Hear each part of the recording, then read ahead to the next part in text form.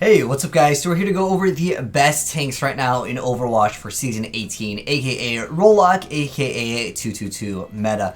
But anyways, first off, I do want to start off this video by saying that we are going to be focusing just on the tanks in this video. If you guys are interested in checking out DPS or support, just go ahead and check the pinned comment. Those videos will be there for you.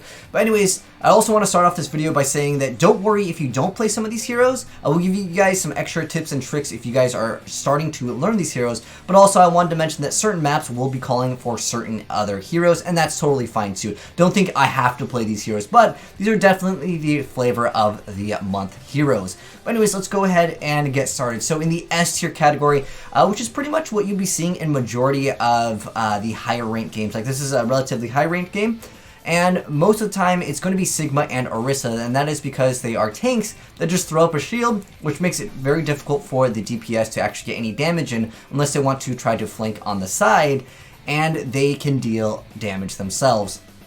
Now, if you're trying to decide which one you actually want to pick up, I would say Erisa is a little bit more forgiving. There's a lot more room for less errors to be made on an Erisa versus Sigma. Sigma, you really have to be kind of on your toes. You gotta be able to kite a lot better. Being able to basically shoot, throw up your barrier like over and over and over again. You gotta be used to that. So if you're not very fast with your reaction time, then maybe Erisa would be the better tank to go to. But Erisa is pretty resident sleeper, I'll admit, but I decided to go ahead and just play Erisa for this game. I honestly just find her a little bit boring. But the thing that makes her the most fun is basically her halt ability, which you're going to be able to combo with your teammates. Basically, every time you use this, you need to be calling it out to your teammates. Sometimes you can use your halt in a weird spot just to force the opponents not to go in a certain area. You don't actually have to pull them to an area where something would happen. I remember before it was basically you would halt and then you would have a Roadhog hook. But right now, that's basically fallen out of the game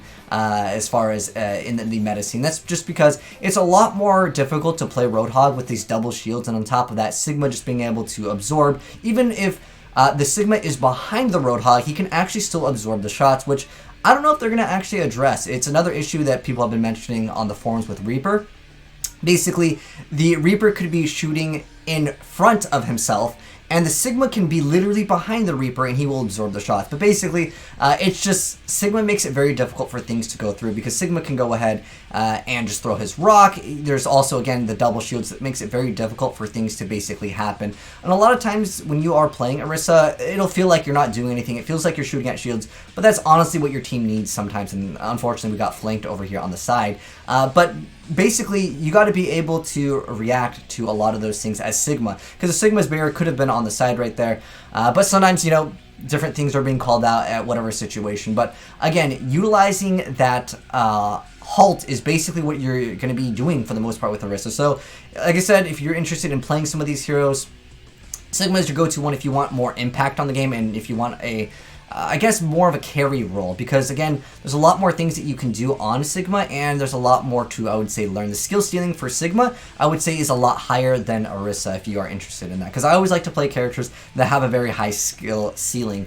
Whereas Erisa's, again, it's pretty simple. I mean, a lot of times it's literally throw the barrier and shoot their barrier and then halt above most of the shields or to the side, which can be a little bit more difficult to block. But for the most part, on certain maps when there is high ground, just going and just halting them up to the top is usually ideal, because there's two lines of direction that will be going, which is going to be up and then they're going to be going down, and sometimes to the side. But overall, it's usually better to pull up. But again, because of the way Sigma has been played, it's much more difficult sometimes for him to block to the side because of the way that the shield will be oriented. So keep that in mind too. You don't always have to pull up.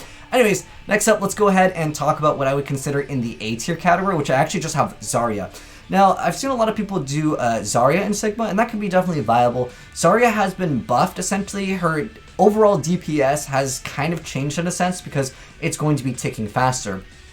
As someone that likes to play a lot of the flanking heroes, sometimes literally Sariah will just walk up to you and she will melt you, and it feels like there's nothing that you can do about it, just because she hits one button and there's 200 damage that needs to be output before you can even damage her, and during that whole duration, she's actually stopping you from doing any damage, and she can prevent another one of her teammates from essentially doing anything. And on top of that, Sariah still is great for 2CP if you're playing on any of the maps that are 2CP. Well, you go ahead and grab, and then you Dragon, or you use any of a combination of ultimates, except for don't try to combo it with Sigmas. But basically, for the most part, it's just the ultimate that makes Sariah really viable in the game, and you will see her quite often in 2CP for even the higher ranks of games. But I would say she's fallen a little bit out of favor. Same thing with Rein. That used to be kind of like the go-to tanks in the previous season, and then it became Hog and Erisa, but obviously now it's Sigma Erisa, and it is frustrating to play up against sometimes, even as Sariah, because you're sitting there like, guys, break the barriers, and you're not getting charged because maybe your other tank is sitting far back, whatever the case may be. You got to be able to break double barriers before you can really do anything, and sometimes you'll just melt because they're sitting behind the barriers, and that's really why she's not in the S tier category like I would consider her in the previous seasons.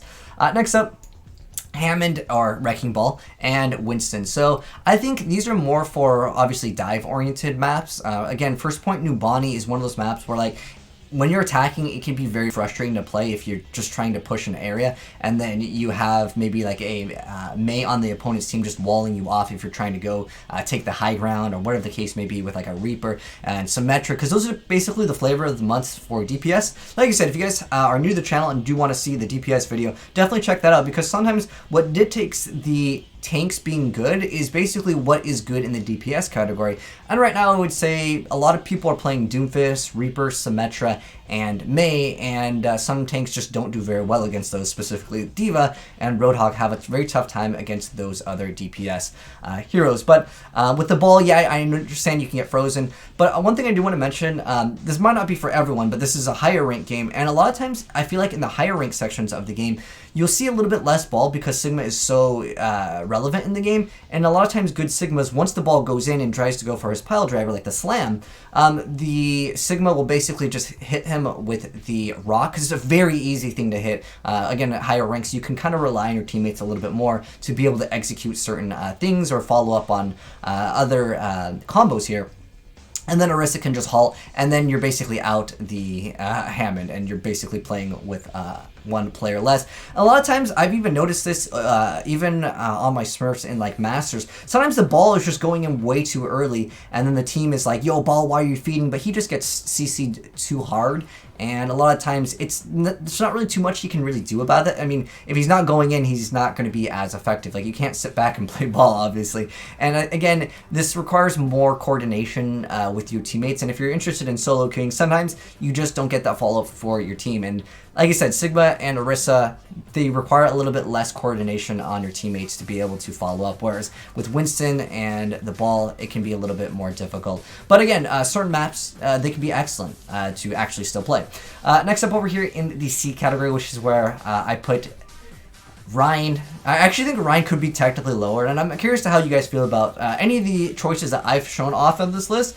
But I really feel like Rein has really fallen out of favor just because he just gets melted so fast by not only Reaper, but like it's really difficult to play him because you're throwing up the shield, and if the enemy has Sigma and Erisa, it's a nightmare to play up against because you try to hold up your shield, they're doing damage, and on top of that, they're also having a shield for their entire teammates. And on top of that, if you're playing against Sigma and Erisa, let's go ahead and fast forward this because this is actually from my VOD. We don't need to watch the waiting for team. But basically, you're waiting for your teammates to break their shield, but the thing is they're going to have the ability to throw out the shields once again, and you just don't have that instant recovery of just another shield.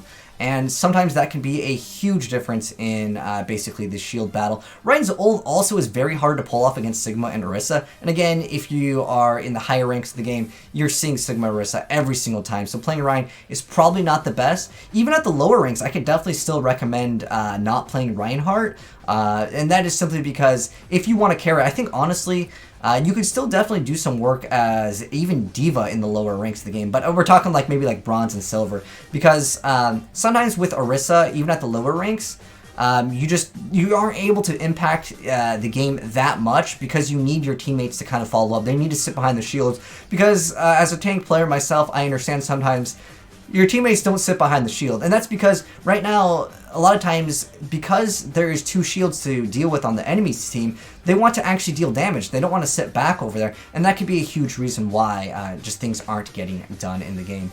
But the main problem with basically Rein is he's more static than other tanks, and then on top of that, his shield is just going to be there. and he's not going to be outputting damage while everyone else is. And then pretty much for Roadhog, it's really difficult to execute the move with the Sigma and Erisa, the double shield. And on top of that, the more relevant healers right now in the game, and if you guys are interested in knowing what the best healers are for this season, you definitely want to look out for Moira and Lucio, and those will basically disrupt most of the Hog interactions for the most part. I guess Anna can technically stop Hog as well, but I haven't seen a lot less Anna technically in the past couple days. But basically, Mei destroys Hog and D.Va, and Symmetra to an extent can ruin some of the plays with, like, oh, someone gets hooked, you can throw out the teleporter. It's really difficult to do, but I've seen people do it. But for the most part, it's just because Symmetra ramps up the damage so fast. And if you're trying to, like, hook someone, not Symmetra, but, like, the Symmetra just walks up and just holds left click, like, you can melt super, super fast. And on top of that, again, it's really hard to execute the combo off. And then on top of that, Reaper's seeing a lot more play, and Hog just doesn't do too well against Reaper. Look at that, Widow just absolutely melted me. But sometimes that happens, and like, if I was to throw my shield right there, we might not have had a shield to kind of engage quick enough. You can see the Sigma. He took the shield off real fast, but sometimes that happens, and don't worry if that happens. Sometimes you want to play a little bit more aggressive. You want to save your shield to be able to utilize and be more aggressive, but basically you got to be calling out. That was kind of the Sigma's jobs to block that point. But again, oh, we got another tier list. I forgot. We got the D tier. And that's my boy Bastion. Bastion, as a tank, you know, he just takes way too long to build up that ultimate, which gives him that tank ability. And, you know, that's why he's in the worst spot this season for the tanks.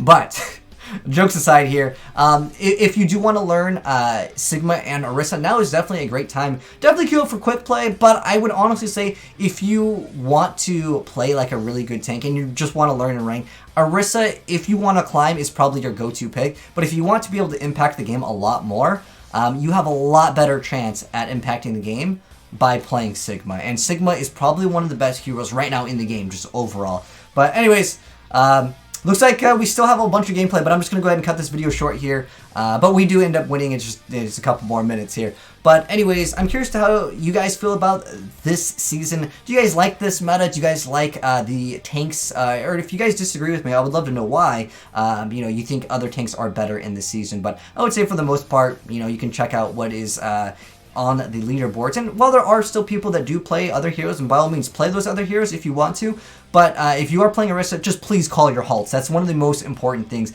And I know at the lower ranks of the game, because not that I would ever hop on someone else's account that's in like bronze to play, but people just don't call out.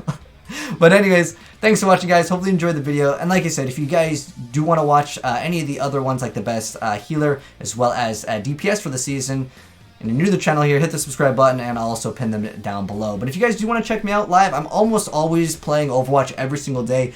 Usually playing on my Smurf account because like the queue times can get quite long, especially if I want to play DPS, especially late at night. You guys can go ahead and follow me over on Twitch, and you can go watch me feed as Doomfist. But anyways, thanks for watching, guys. Have a good one. I'm signing out. Peace.